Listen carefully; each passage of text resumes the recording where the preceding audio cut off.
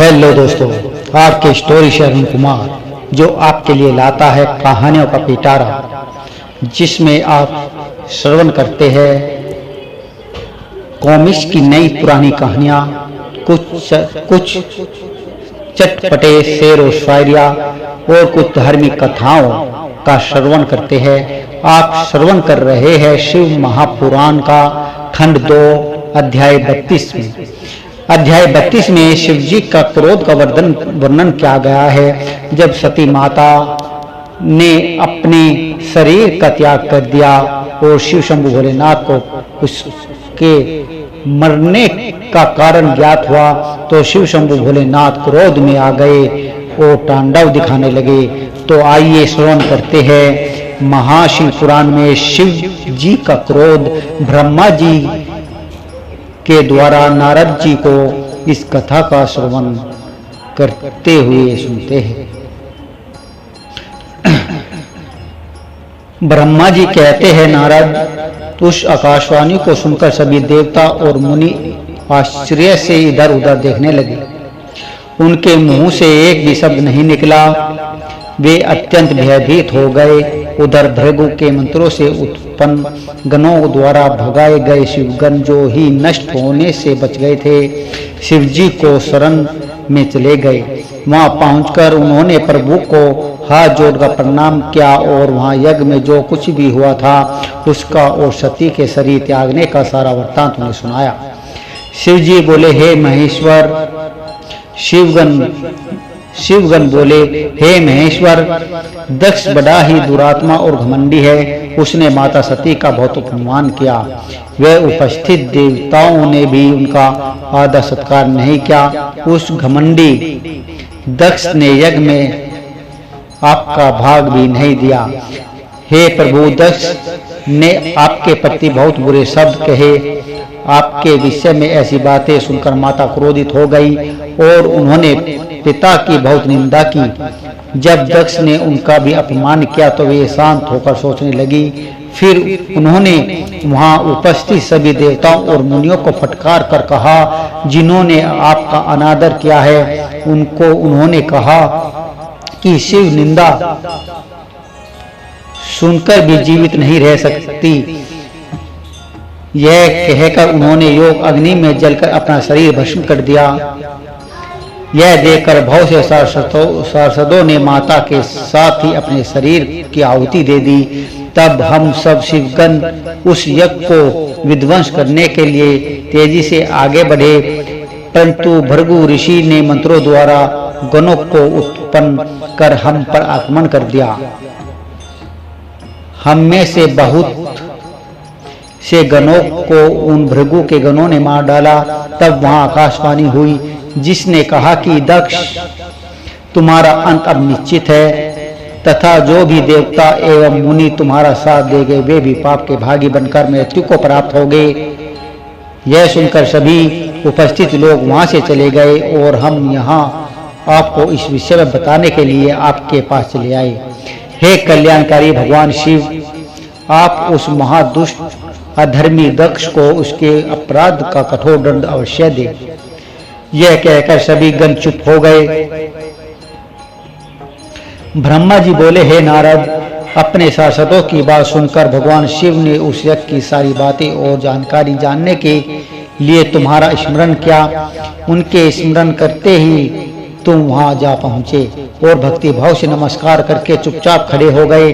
तब महादेव जी ने तुमसे दक्ष के यज्ञ के विषय में पूछा। तब तुमने उत्तम भाव से उस यज्ञशाला में जो हुआ था वह सब कुछ वृत्तांत उन्हें सुना दिया। सारी बातों से अवगत होते ही भगवान शिव अत्यंत क्रोधित हो गए।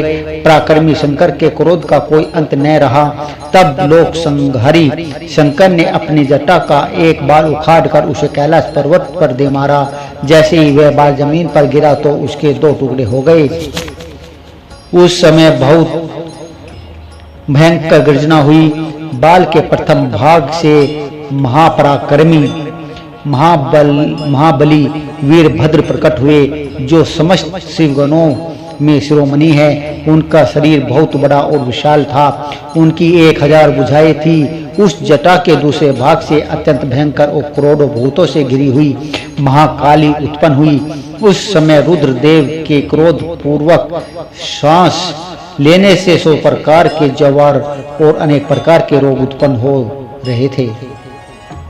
वे सभी शरीरधारी क्रूर और भयंकर थे। वे अग्नि के समान तेज से प्रज्वलित थे। तब वीरभद्र और महाकाली ने दोनों हाथ जोड़कर भगवान शिव को प्रणाम किया। वीरभद्र बोले, हे महारुद्र, अपने सोम, सूर्य और अग्नि को अपने तीनों नेत्रों में धारण किया है। हे प्रभु, कृपा कर मुझे आज्ञा दीजिए कि मुझे क्या कार्य करना है। क्या मुझे पृथ्वी के सभी समुद्रों को एक क्षण में सुखा देना है, या संपूर्ण पर्वत को पीसकर पल भर में ही मसलकर चूर्ण बना देना है? हे प्रभु, मैं इस ब्रह्मांड को भस्म कर दूं या मुनियों को जला दूं? भगवान, आपका आदेश पाकर मैं समस्त लोकों में उलट कर सकता हूँ। आपके इशारा करने से ही मैं जगत के समस्त प्राणियों का विनाश कर सकता हूँ। आपकी आज्ञा पाकर मैं इस संसार में सभी कार्यों को कर सकता हूँ। हे प्रभु, मेरे सम्मान पराक्रमी न तो कोई हुआ है और न ही होगा। भगवान, आपकी आज्ञा से हर कार्य सिद्ध हो सकता है। मुझे ये सभी शक्तियाँ आपकी ही कृपा से प्राप्त हुई है। बिना आपकी आज्ञा के एक तिनका भी नहीं हिला सकता। हे कल्याण, हे करुणा निधान, मैं आपके चरणों में प्रणाम करता हूँ। आप अपने कार्य की सिद्धि की जिम्मेदारी मुझे सौंपिए। मैं उसे पूर्ण करने का पूरा प्रयास करूँगा। हे प्रभु, आपके चरणों का मैं हर समय चिंतन करता रहता हूँ। आपकी भक्ति परम उत्तम है।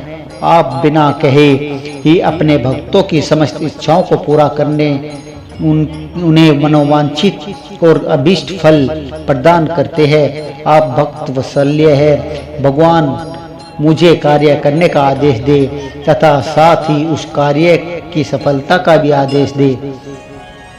ब्रह्मा जी बोले, हे मुनीश्वर, वीरभद्र के ये वचन सुनकर शिव जी को बहुत संतोष हुआ तथा उन्होंने वीरभद्र को अपना आशीर्वाद प्रदान किया। भगवान शिव बोले, सदों में श्रेष्ठ वीरभद्र, तुम्हारी जय हो। ब्रह्मा जी का पुत्र दक्ष बड़ा ही दुष्ट है। उसे अपने पर बहुत घमंड है।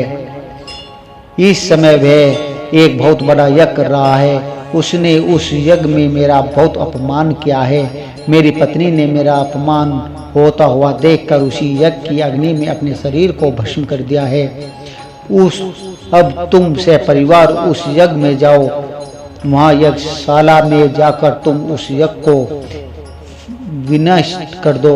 यदि देवता, गंधर्व अथवा कोई अन्य तुम्हारा सामना करे और तुम्हें ललकारे तो तुम उसे भी भस्म कर देना। दधीचि की दी हुई चेतावनी के बाद भी जो देवता गण वहाँ यज्ञ में मौजूद है, तुम उन्हें भी भस्म कर देना, क्योंकि वे सभी मुझसे बैर रखते हैं। तुम उन सभी को बंधु बांधवों सहित जलाकर भस्म कर देना। वहाँ कैलाशों में भरे हुए जल को पी लेना। इस प्रकार वेदित मर्यादा के पालक भक्त वत्सल्य करुणा निधान शिव ने क्रोध होकर वीरभद्र को यज्ञ का विनाश करने का आदेश दिया। बोलो श्री शंभु भोलेनाथ की जय। महाशिव पुराण की जय।